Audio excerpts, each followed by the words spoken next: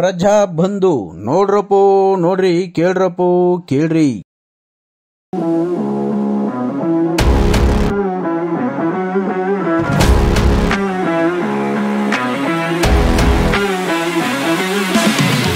Policy ಮಾಡ್ತೀವಿ, ಅದು ನಿಮಗೆ ಯಾಕೆ ನಿಮಗೆ ಆಗುತ್ತೋ ಗೊತ್ತಿಲ್ಲ. ನನಗೆ ಒಂದು ಪರೀಕ್ಷೆ ಮಾಡಬೇಕು, ಒಂದು ಅಡ್ಮಿಷನ್ ಮಾಡಬೇಕು, ನಾವು ಕನ್ಫ್ಯೂಷನ್ ಕ್ರಿಯೇಟ್ ಮಾಡ್ತೀವಿ. ಒಂದು ಸಿಲೆಬಸ್ ತರಬೇಕು, ಕನ್ಫ್ಯೂಷನ್ ಕ್ರಿಯೇಟ್ ಮಾಡ್ತೀವಿ. ಒಂದು ಇನ್ನೇನೋ ಮಾಡಬೇಕು, ಶಿಕ್ಷಣದಲ್ಲಿ ಕನ್ಫ್ಯೂಷನ್ ಕ್ರಿಯೇಟ್ ಮಾಡ್ತೀವಿ. ಇದು ನಾವು ಆಡಳಿತ ನಡೆಸುವಂಥವರು ನಾವು ಮಾಡ್ತಕ್ಕಂಥದ್ದು ಅತಿ ದೊಡ್ಡ ತಪ್ಪು ಅಂತ ಹೇಳಿದ್ರೆ, ಈ ನಿಜವಾಗೂ ಇವತ್ತಿನ ಶಿಕ್ಷಣದ ವ್ಯವಸ್ಥೆಯನ್ನ ಜನಸಮುದಾಯಕ್ಕೆ ನೇರವಾಗಿ ತಲುಪಿಸೋದ್ರಲ್ಲಿ ನಾವು ವಿಫಲಾಗಿದ್ದೇವೆ ಅಂತ ಹೇಳಿ ನನಗನ್ಸುತ್ತೆ. ವೈಯಕ್ತಿಕವಾಗಿ ನನಗೆ ಅನಿಸುತ್ತೆ. ಯಾಕೆಂದ್ರೆ ನಮ್ಮಲ್ಲಿ CET ಇತ್ತು. CET ಇಡೀ ದೇಶದಲ್ಲಿ ಬೆಸ್ಟ್ ಸಿಸ್ಟಮ್ ಅಂತ ಹೇಳಿ CET ನಾವು ನಡೆಸ್ತಾ ಇದ್ವಿ. ನಾನು ಆಗ ಹೈಯರ್ ಎಜುಕೇಶನ್ ಮಂತ್ರಿ ಇದ್ದೆ. CET ಮೂಲಕ ಮಕ್ಕಳಿಗೆ, ಬಡ ಮಕ್ಕಳಿಗೆ ಆನ್ ದೇರ್ ಮೆರಿಟ್, ಆ ಮೆರಿಟಿನ ಮೇಲೆ ಮಕ್ಕಳಿಗೆ ನಾವು ಅಡ್ಮಿಷನ್ಸ್ ಅನ್ನ ಇಂಜಿನಿಯರಿಂಗ್ ಮೆಡಿಕಲ್ ಕೊಡ್ತಾ ಇದ್ವಿ.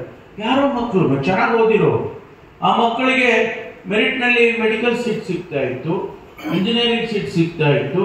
ಬಹಳ ಸುಲಭನಾಗಿ ಯಾರ ಇನ್ಫ್ಲೂಯೆನ್ಸ್ ಬೇಕಾಗಿಲ್ಲ. ಪರೀಕ್ಷೆ ಬರೆಯೋರು ಅವರಿಗೆ ಅಡ್ಮಿಷನ್ ಸಿಗ್ತಾ ಇತ್ತು. ನಾವು ಕಂಪ್ಯೂಟರ್ನಲ್ಲಿ ಹಾಕಿ ಯಾವ ಕಾಲೇಜ್ ಅವ್ರು ಕೇಳಿದ್ರು ಆ ಕಾಲೇಜಿಗೆ ಕೊಡ್ತಾ ಇತ್ತು. All of a sudden NEET ಅಂತ ಹೇಳಿ ನ್ಯಾಷನಲ್ ಲೆವೆಲ್ನಲ್ಲಿ ಪಾಲಿಸಿ ಮಾಡಿದ್ರು, ವಿಚ್ ಇಸ್ ಆಲ್ಸೋ ಗುಡ್. ಆದರೆ ಅದು ಸರಿಯಾದ ರೀತಿಯಲ್ಲಿ ಆಗಲಿಲ್ಲ ಅಂತ ಹೇಳಿ ಇವತ್ತು ನಾವು ಒದ್ದಾಡ್ತಾ ಇದ್ದೇವೆ. ಎಷ್ಟು ಜನ ಮಕ್ಕಳಿಗೆ ಮೆರಿಟ್ನಲ್ಲಿ ಬರುವಂತ ಮಕ್ಕಳಿಗೆ ಇವತ್ತಿನ ದಿವಸ ಸೀಟ್ಗಳು ಸಿಗದೇನೆ ಯಾವುದೋ ರಾಜ್ಯದಲ್ಲಿ ಸಿಗುತ್ತೆ, ಯಾವುದೋ ದೇಶದಲ್ಲಿ ಸಿಗುತ್ತೆ ಅನ್ನೋ ರೀತಿ ಆಗ್ಬಿಟ್ಟು ನಮ್ಮ ಸ್ಥಳೀಯ ಮಕ್ಕಳಿಗೆ ಬಹಳ ತೊಂದರೆ ಆಗ್ತಕ್ಕಂಥದ್ದು ನೋಡ್ತೀವಿ. ಇದು ಯಾರು ಮಾಡಿದ್ದು? ನಾವು ಮಾಡಿದ್ದು. ಆಡಳಿತ ನಡೆಸೋರು ನಾವು ಮಾಡೋದು. ಹಾಗಾಗಿ ಇಂಥದ್ದು ವ್ಯವಸ್ಥೆಗಳೆಲ್ಲ ಬಹಳ ಗೊಂದಲ ಸೃಷ್ಟಿ ಮಾಡ್ತಕ್ಕಂಥದ್ದು. ಈಗ NEP ಬಂತು, NEP ನಾವು ಅಕ್ಸೆಪ್ಟ್ ಮಾಡಲ್ಲ ಅಂತ ನಾವು ರಾಜ್ಯ ಸರ್ಕಾರಗಳು ಹೇಳ್ತೀವಿ.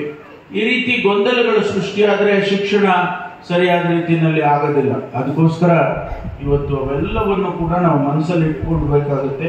ಅದರಿಂದ ಹೆಚ್ಚಿಗೆ ನಾನು ಮಾತನಾಡದೆ ತಮಗೆಲ್ಲರಿಗೂ, ಯಾರು ಈ 25 ಮಕ್ಕಳು ಆಯ್ಕೆ ಆಗಿದ್ದೀರಿ, ನಿಮಗೆಲ್ಲ ಶುಭವಾಗಲಿ ಅಂತ ಅಷ್ಟೇ ನಾನು ಹೇಳ್ತೇನೆ. ನಿಮ್ಮ ಭವಿಷ್ಯ ಚೆನ್ನಾಗಾಗಬೇಕು. ನೀವು ಇಂಜಿನಿಯರ್ ಆಗ್ತಿರೋ, ಡಾಕ್ಟರ್ ಆಗ್ತಿರೋ, ಅದು ಆಯ್ಕೆ ನಿಮ್ಮದು. ಅಥವಾ ನೀವೇನು ಬೇರೆ ಬೇರೆ ಕೋರ್ಸ್ಗಳು, ಈಗೆಲ್ಲ ಬಹಳ ದೊಡ್ಡ ದೊಡ್ಡ ಕೋರ್ಸ್ಗಳು, ಮಾಡರ್ನ್ ಕೋರ್ಸಸ್ ಬಂದ್ಬಿಟ್ಟಿದೆ.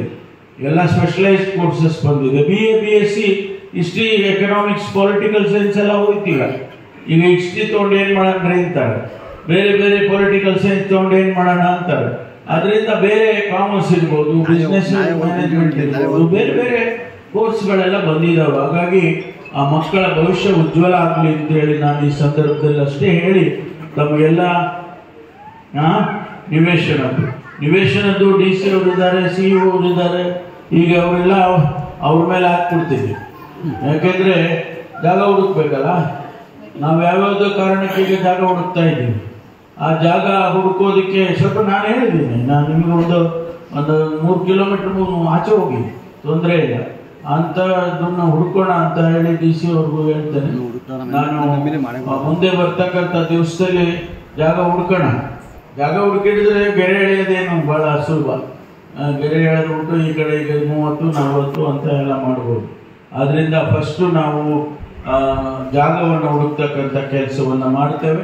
ಆನಂತರ ಮುಂದಿನ ಕ್ರಮವನ್ನು ತಗೊಳ್ಳೋದಕ್ಕೆ ಸುಲಭ ಆಗ್ತದೆ ಅಂತ ಹೇಳಿ ತಮ್ಮೆಲ್ಲರಿಗೂ ಮತ್ತೊಂದು ಬಾರಿ ಕ್ಷಮೆಯನ್ನ ಕೇಳಿ ನನ್ನ ಮಾತನ್ನು ಮುಗಿಸ್ತೇನೆ. ಎಲ್ಲರಿಗೂ ಒಳ್ಳೆಯದಾಗಲಿ. ಪ್ರಜಾ ಬಂಧು ನೋಡ್ರಪ್ಪೋ ನೋಡ್ರಿ ಕೇಳ್ರಪ್ಪೋ ಕೇಳ್ರಿ.